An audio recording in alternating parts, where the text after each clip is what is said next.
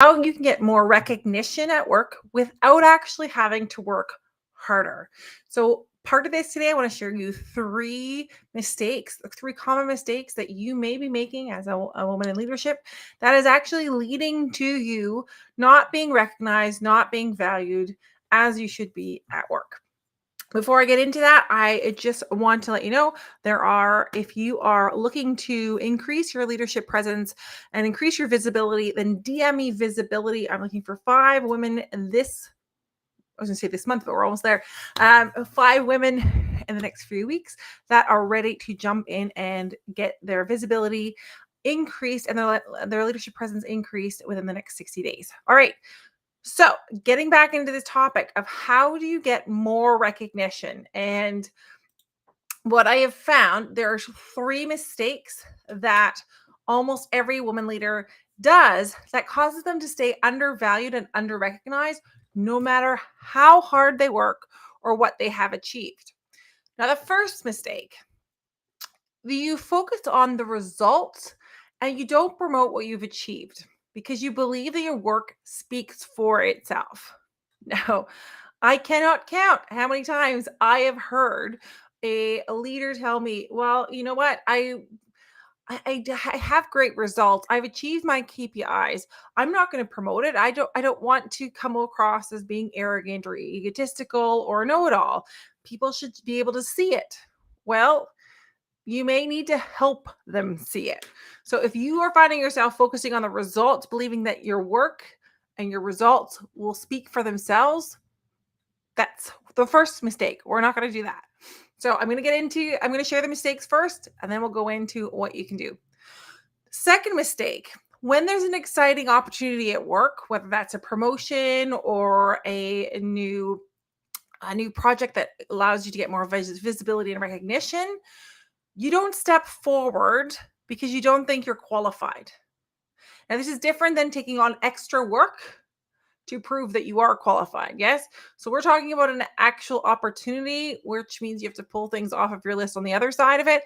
But if there's a new role that opens up, a new leadership role, a next step in your career, and you decide, I'm not qualified, so I'm not going to step forward, this is keeping you unrecognized and undervalued at work.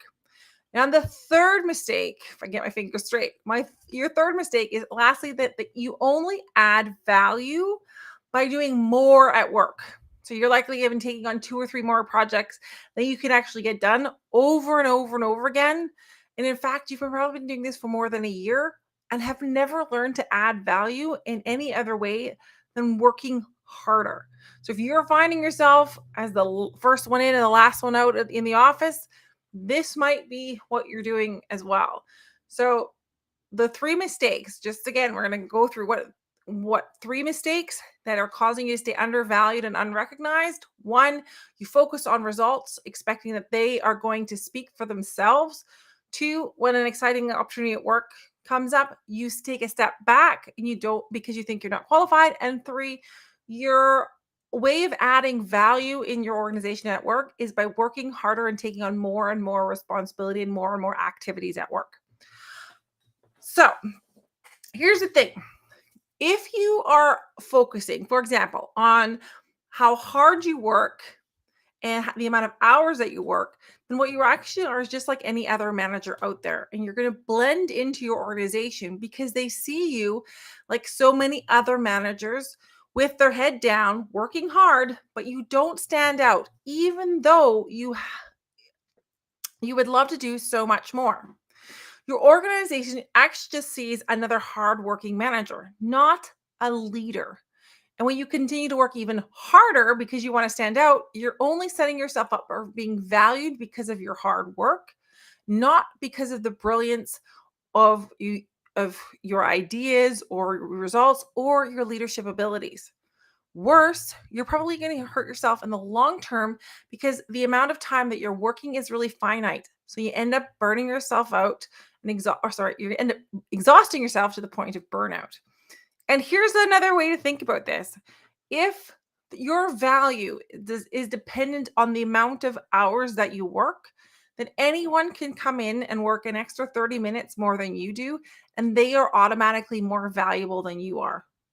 And we all know that isn't the case.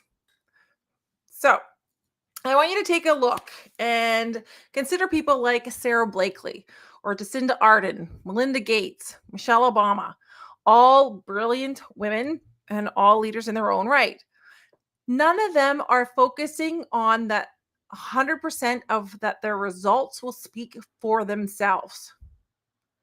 They're all showing up, they're speaking up for themselves about and what they need and what they desire. They're sharing a vision of what is possible while promoting their results so powerfully that people are drawn to them and see them as a leader because of who they are and how they show up. Each of these women is telling the world the value that they have as leaders, asking for and getting what they desire instead of hoping that someone else is going to be able to see that their value and reward them appropriately. So, if you have been making one of those three mistakes and you're finding yourself, well, I really admire those women such as Sarah Blakely, Jacinda Ardern, or another role model within your own sphere of influence, then I want you to start asking yourself, well, how can I become a valued leader, one who creates recognition rather than simply hoping for it? So, what I'm going to share today is just a small sliver of about how you can start to embrace your personal power, which is one of several things that I teach within my power alignment pillar of my unique leadership edge program.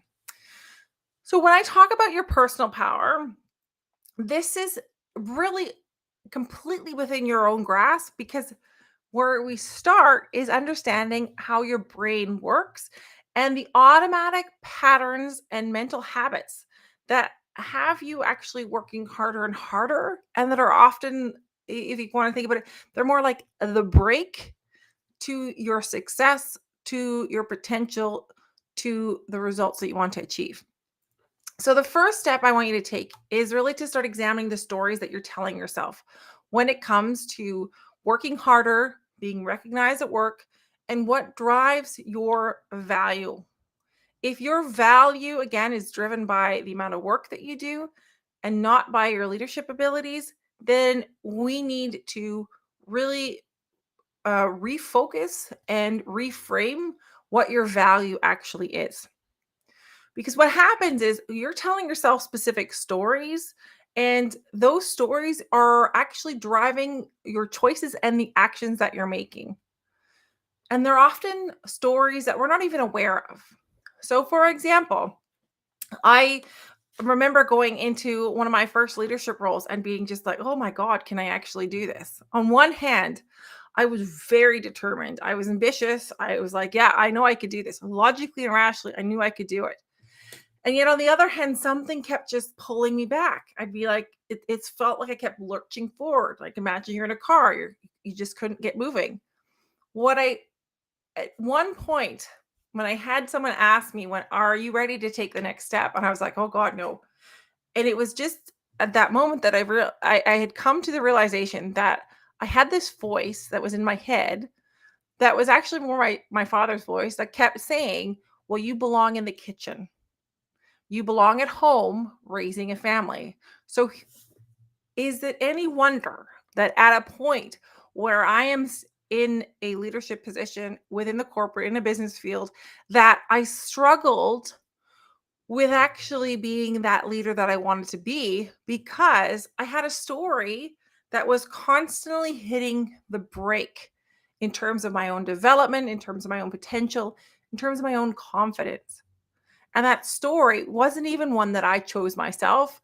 It's one that was given to me through my parents. Well, through my dad, for in this case specifically. And we have so many of those stories and beliefs that are automatic patterns within our mind that is actually taking away our own personal power. And it's the brake instead of hitting the gas. And you want to start understanding and priming your brain through different exercise and repetition so that you can actually start to see yourself taking a lot of different actions. So when you've started to identify the stories you're telling yourself, and you start to uncover, okay, well, is this thought really the one I want or one that I don't want? I then want you to start really embracing a new, different thought, one that is actually going to lead to the actions you want to take. So, those actions will include that you're starting to speak up and share the results that you have achieved. And this doesn't mean that you have to wait for a formal meeting. Please use the coffee machine. Okay, it might be a little bit old here, but how many conversations are happening around the coffee machine or around the cooler, the water cooler, right? If you're still in the office, that is a fantastic moment in time to promote a great result. If you're giving an update within to your leadership team about the results of your team, also embrace and make sure that you state what was your role in this. Own your role. We don't, as women, we often transfer all of the accolades to our teams or other people. We give them the space because we want to be seen as a team player and as a we. What I really want you to embrace, though, is there is a role that you have played. There was some uniqueness that you played, and and it took part in some actions that resulted in that outcome. So own that as well and share that as well. You want to start being more seen, because if you get the reputation through sharing your results and that you are recognized for someone who gets things done, who is able to create the results and you promote them, you will be amazed at how fast that recognition and the value of you as a leader is filtered through to the organization, and you will become a very sought after leader rather than one that's got their heads down and working incredibly hard. All right. Now, I just want to end with this last little bit of a question. Do you want to continue to focus all of your time and effort getting more and more getting more results, expecting that those results are going to speak for themselves so that you can be seen and recognized as a leader? Or are you ready to stand up faster and more powerfully than other managers, just like the top women leaders do? If the answer is you want to be recognized faster and you want to be seen as one of those top women leaders, then I want you to DM me visibility and let's have a conversation on how working together we can get you to achieve that visibility and that recognition within 60 days. All right.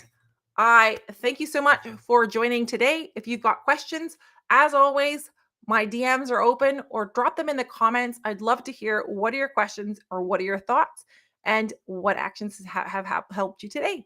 I wish you all the best, and we'll